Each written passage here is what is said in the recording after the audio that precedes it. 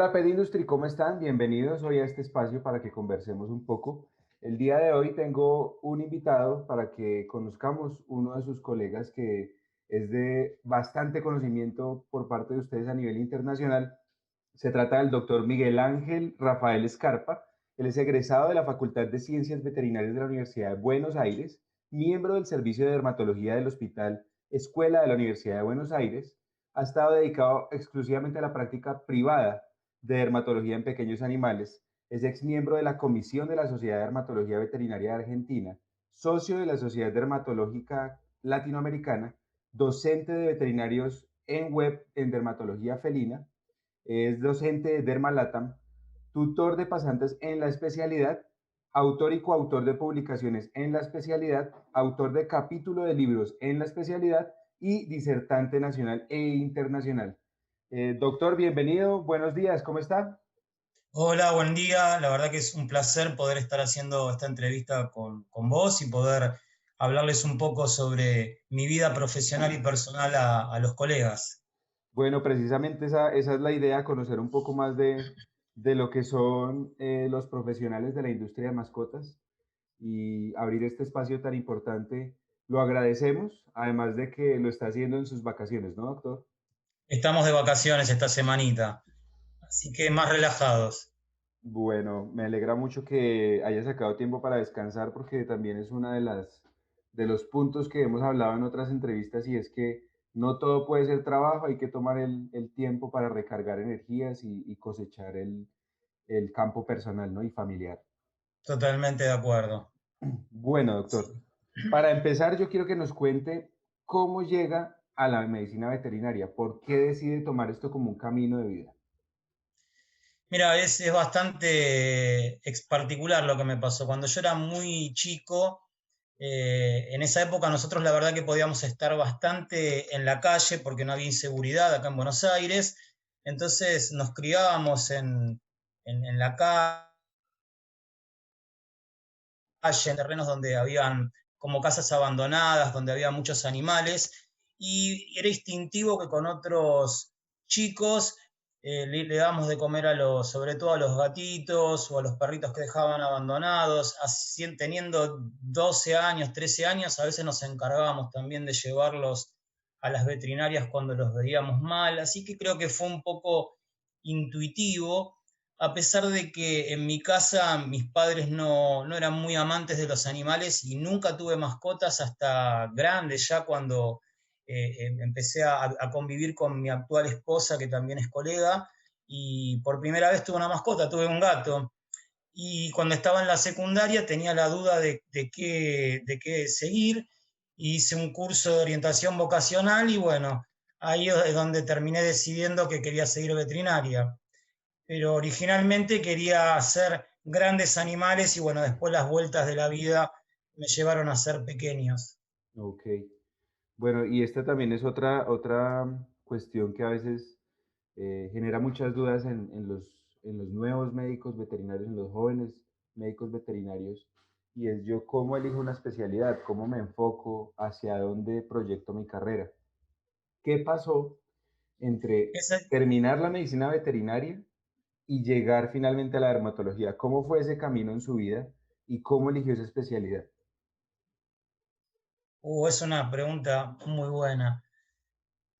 Creo que tuvo varios matices. Yo entré pensando en hacer grandes animales, sobre todo equinos. Es una especie que siempre me llamó la atención y tuve la suerte que en tercer año un colega que se dedicaba a la especialidad, trabajaba en el hipódromo, estaba buscando un pasante y ahí comencé muy, muy chiquitito a hacer equinos y estuve muchísimos años, estuve toda la carrera yendo al hipódromo, a distintos hípicos y, y después con el tiempo me recibí y la verdad que por lo menos en Argentina, la especialidad de quinos es muy complicada, tenés que ser es un grupo muy elitista, es muy difícil y sobre todo en la situación económica en ese momento cuando yo ya estaba recibido. Ok. Y la realidad es que la necesidad económica me llevó a comenzar con pequeños animales que no tenía mucha experiencia. De hecho, cuando yo daba los finales, nosotros cursamos pequeños animales y grandes animales, y el último año elegimos la especialidad, que puede ser salud pública, bromatología, pequeños animales o grandes animales. Y yo intensifiqué en grandes animales, lo que me resultaba muy fácil porque me dedicaba a eso.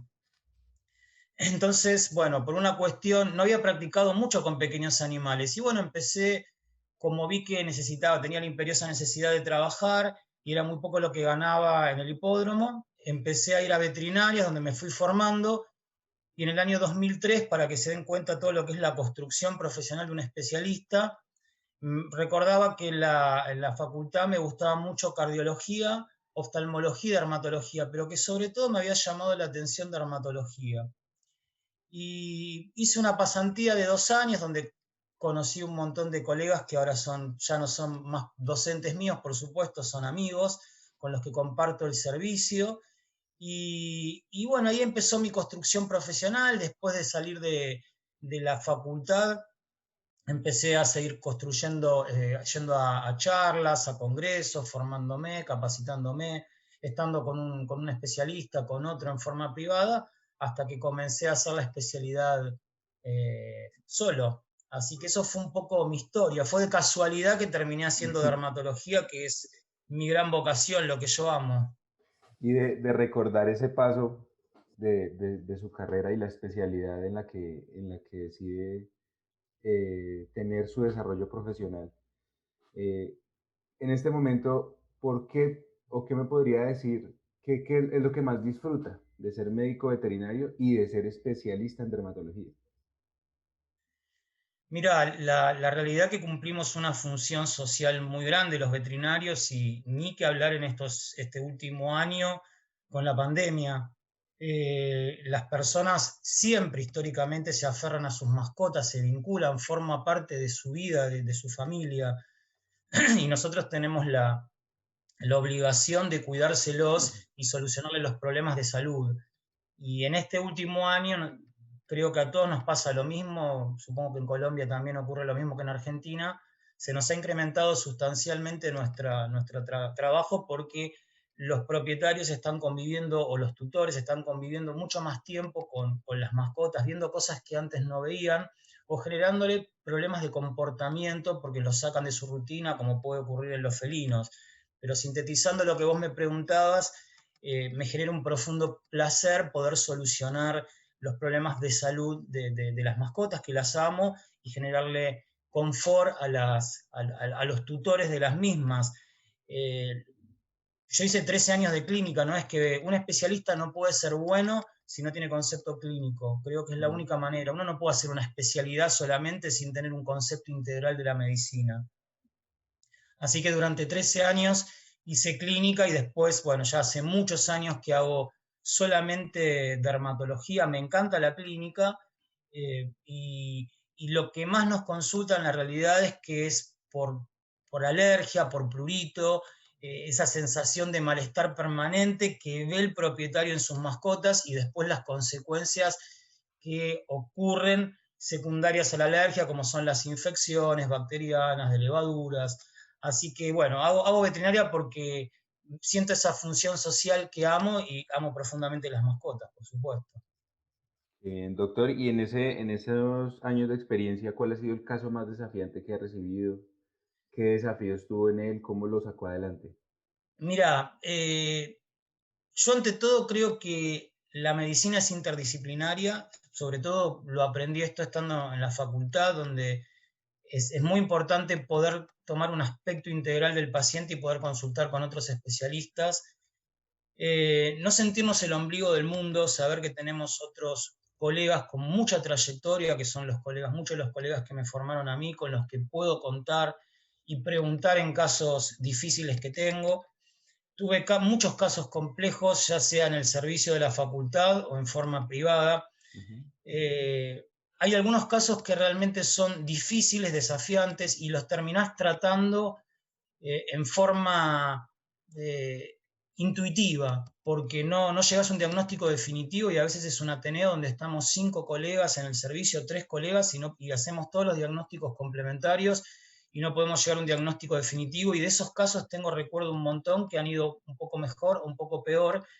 Y después el desafío son esos pacientes que frente a patologías crónicas o patologías de difícil tratamiento no tienen una respuesta esperada siguiendo todos los protocolos terapéuticos que nosotros seguimos. Y la verdad que tengo un montón de casos muy complejos. Hace poquito tuve un gatito con una patología muy compleja que se llama linfocitosis cutánea reactiva, que es como una lesión que parece tumoral, pero en realidad es una proliferación linfocitaria eh, localizada, pero tiene un comportamiento muy agresivo. Tuve hace poquito también, el año pasado, un Sharpei con una vasculitis neutrofílica, pero que se sale de la edad, un perrito de 5 años con literalmente el miembro posterior, se fistulizó todo por completo, casi hay que amputárselo, y después con una cirugía reconstructora pudimos hacer toda una toilette quirúrgica con terapia.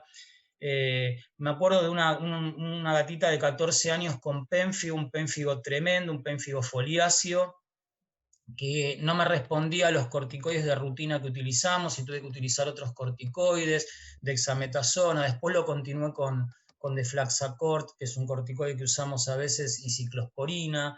Un montón de casos muy complejos y muy difíciles. No te podría decir uno.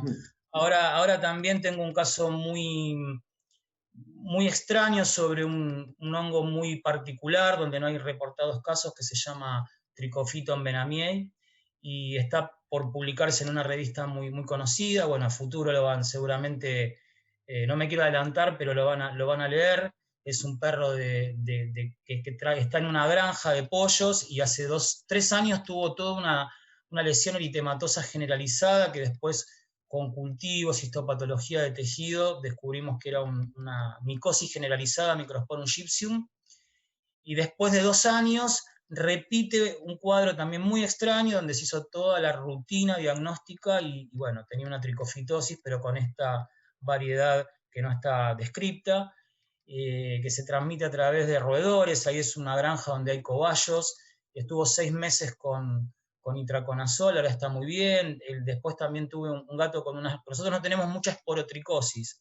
Okay. Recibí un gato con una esporotricosis facial tremenda, que muchos colegas pasan las fotos en las charlas que dan, que estuvo 6 meses con itraconazol y ioduro de potasio, y ahí me ayudó un colega, el doctor Marconi, un colega brasilero que tiene mucha experiencia en esporotricosis. Bueno, me pongo a pensar y son infinitos los casos complejos y buenos, pero lo que puedo decirles es que no hay que frustrarse cuando uno no puede terminar o de descubrir la patología, dar un diagnóstico definitivo, o cuando el paciente no responde a la terapia que estamos haciendo, porque esto es medicina y pasa en medicina de humanos también, donde se hacen ateneos de muchos profesionales y no se puede llegar a un final feliz, ¿no? Y la verdad que a mí eso me genera mucha frustración cuando me ocurre, porque nos acordamos siempre de los casos que no podemos resolver, y no tenemos en cuenta la cantidad de pacientes complejos que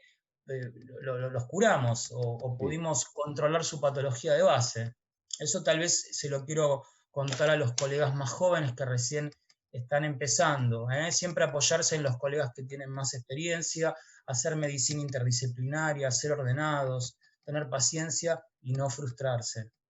Sí, así es, y también esa relación, ese colegaje que se da, me imagino que también de encontrarse en los congresos, de ir haciendo contactos y tener la humildad de acercarse a otro y decirle, ayúdeme, ¿cómo puedo abordar esto con su experiencia? ¿Qué ha pasado? Yo creo que eso también es muy importante, no tenemos que saber todos nosotros mismos. Totalmente. A mí me encanta la docencia, y bueno, los que me conocen saben que siempre que me escriben pueden contar conmigo. A veces lo que nos ocurre es que tal vez nos escriben una vez y no contestamos porque tenemos estamos tan desbordados, pero no es por mala voluntad, pero los que realmente me conocen saben que pueden contar conmigo, como con otros colegas dermatólogos con mucha trayectoria. Para eso estamos, para ayudar, ¿no? Y tienen que leer, se tienen que capacitar, tienen que hacer pasantías, tienen que ir a congresos. Es la única manera de crecer profesionalmente. Así es, bueno, y de la mano de este trabajo, pues están unos equipos, unas herramientas. también unas medicinas que son pues también aliados del trabajo. Desde el punto de vista de lo que el doctor ha desarrollado, ¿qué equipos, qué herramientas, qué medicinas son fundamentales tener en ese kit para el trabajo en dermatología? Mira, hay métodos complementarios de primera elección que son los que uno puede hacer rápido y a bajo costo, y los métodos complementarios de segunda elección, los que necesitamos enviarlos a un laboratorio que se especialice. Lo que tenemos que tener indefectiblemente en dermatología es un microscopio. Sin microscopio no podemos hacer dermatología. Y saber tomar las muestras, eso es fundamental para que las muestras sean representativas. Raspajes, improntas para citología, la citología es como el ABC nuestro. eh, todo lo que ¿qué llevo en mi maletín, por ejemplo? Llevo obviamente mi vaselina y mis vidrios para poder hacer los raspajes, los vidrios para hacer la impronta con unas cintas bifaz, con una cinta scotch para todo lo que son patologías superficiales, donde se pegan, se le saca la capa superior y se impronta, se apoya. Después con el mismo vidrio hay lesiones donde uno las mueve, las remueve, improntas directamente. Todas lo que son patologías con relieve, se hacen punciones, aspiraciones con aguja fina y se extienden, y bueno, citología básica, y después todo lo que son, tenemos que tener hisopos para tomar muestras para cultivo y enviarlos al laboratorio, ya sean cultivos bacteriológicos o micológicos. Tengo mi lámpara de Wood como aproximación diagnóstica de dermatofitosis. Podemos observar pelos, hacer tricogramas. Si tenemos que tener hisopos para poder tomar muestras de cerumen óptico. ¿Qué más? ¿Qué nos falta más? Te dije los hisopos para poder improntar. Así es. Tenemos que tener nuestra caja de instrumental con nuestros punch para hacer muestras para histopatología. Básicamente eso es lo que necesitamos. Perfecto. Y precisamente hablando del tema de las muestras, eh, en lo que ha habido de experiencia en dociencia, de pronto de ver otros profesionales cuando están empezando, ¿podríamos mencionar una o dos errores comunes que se dan al momento de tomar alguna muestra? Algo que sea como muy recurrente y pudiéramos apoyar ahí con decir cómo es la forma correcta. Mira, hay dos cosas que te puedo decir. Una es no aplicar métodos complementarios. Ese es el primero. Hay que seguir toda una rutina. Los métodos complementarios nos sirven para poder llegar o intentar llegar a un diagnóstico definitivo. Eso es lo primero que puedo decir. Primero, hacerlos, ¿no? Por supuesto, porque hay muchos colegas, sobre todo colegas que hacen clínica, que no los utilizan. Ujú. Y después, saber tomar bien las muestras y cuándo tomarlas. Por ejemplo, en piodermias. Lo primero que hay que hacer antes de hacer una muestra para cultivo es hacer una citología, porque hay lesiones que tal vez parecen de piodermias y no lo son, y toda la superficie cutánea está colonizada por bacterias, y una de las bacterias es el Staphylococcus pseudointermedius, que es la bacteria que genera la mayor cantidad de piodermias. Entonces, si yo agarro un hisopo y empiezo a improntar la piel, las bacterias que voy a aislar no son las bacterias que están generando la patología, sino bacterias contaminantes. Ok. Ese es, por ejemplo, un error muy común. Y después, no sabe, por ejemplo, otro error muy común es, por ejemplo, en demodicosis crónicas, no saber dónde raspar, ni cómo raspar. Se raspa sobre lesiones ya que son muy crónicas, donde la piel está muy engrosada, entonces ahí a veces tenemos falsos negativos, no encontramos los ácaros. Hay que hacerlos en las últimas lesiones, en las lesiones más activas, raspar siempre en profundidad hasta puntillado hemorrágico, y ahí lo vamos a encontrar, porque a veces me recibo pacientes, por ejemplo, con demodicosis no diagnosticadas a pesar de hacer un raspaje. Hay un montón de correcciones, no da el tiempo, pero quise poner un ejemplo de cómo tomar una muestra para cultivo. Primero hacer una citología, confirmar con la citología que se ven figuras de fagocitosis, o sea que se ven neutrófilos fagocitándose cocos, y después sobre los bordes de los collaretes, sobre las pústulas que se abren con una aguja, o sobre las pápulas que se escarifican, ahí improntar el hisopo para que no hagan cultivos que nos van a dar información errónea y arrastramos el error y lo tratamos. Y sobre los raspajes. ¿Ha estado trabajando con teleconsultas? Hago teleconsultas, no es lo que más me agrade, sobre todo las teleconsultas las hago a personas que viven en el interior de Buenos Aires, que no me pueden traer a sus mascotas, o de otros países. Lo que pasa que la dermatología es muy tangible, ¿viste? Necesitas ver al paciente, tomarle todas estas muestras que yo te contaba, y si no, podés cometer muchos errores. Tal vez haya otras especialidades donde sea mucho más fácil la teleconsulta, pero en dermatología se dificulta demasiado. Las hago, no es algo que me guste demasiado, pero por esto que te digo, porque me genera temor poder dar un diagnóstico erróneo y aplicar un tratamiento que no lo requiere el paciente. Exacto, sí, me generaba esa misma duda porque hablando de de la toma de muestras pues de todo el diagnóstico dermatológico, pues yo creo que es muy difícil con una cámara poder llegar más de lo que uno le pueda pedir al tutor que le enseña a uno. Muy duro, me parece. No es la especialidad ideal para la teleconsulta. Ujú. No digo que no se pueda hacer, creo que también sirve más para, eh, aporta mucho cuando el colega con el tutor de la mascota se hace como un tridente donde se puede intercambiar información y el colega nos puede contar qué se estuvo haciendo, qué piensa, no puedes describir las lesiones. Ahí creo que se hace un poco más útil, pero cuando lo hacemos directamente con el tutor tenemos muchísimo margen de error. Exactamente, sí, así es. Bueno, yo quiero que para cerrar este espacio que el doctor nos ha dado en sus vacaciones, dejáramos como en una frase de mensaje para todos los colegas que están empezando en esta especialidad de la dermatología. ¿Qué le puede decir el doctor a todos ellos en este momento?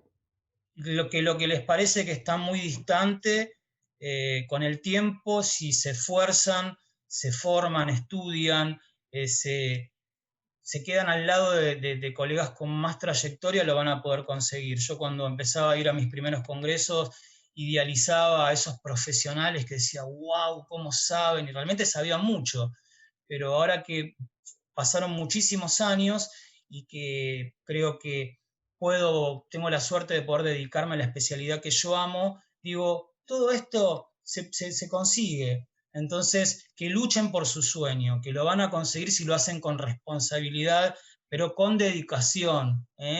Para hacer una especialidad hay que hacerlo con responsabilidad. Y una vez que llegan al lugar donde estamos nosotros, como vos dijiste originalmente, darse cuenta de que el trabajo no es todo, hay cosas que son mucho más importantes y cuesta mucho encontrar el equilibrio y a mí realmente me cuesta mucho y a veces uno deja de lado, está menos tiempo con los hijos de lo que debe estar o con su esposa o vive con un nivel de ansiedad y de trajín que termina siendo nocivo. Entonces, primero que luchen por sus sueños, que lo van a conseguir y como segunda instancia, una vez que llegan, que aprendan a encontrar el equilibrio que para mí es un desafío cotidiano. Eso es el mensaje que les puedo dar. Bueno, muchísimas gracias, doctor. A ustedes, gracias por estar con nosotros en esta sesión de Pet Industry. Espero que les haya gustado este espacio, que saquemos de la vida de un colega muchas enseñanzas para poner en práctica, ya sea a lo personal y lo profesional. Y espero que sigan conectados y nos veamos en otra oportunidad. Muchísimas gracias, doctor, por el espacio. Lo dejamos para que siga disfrutando de sus vacaciones. Un placer haber estado con ustedes. Saben que pueden contar conmigo para lo que necesiten, que me tengan paciencia, pero que insistan que los voy a ayudar seguramente.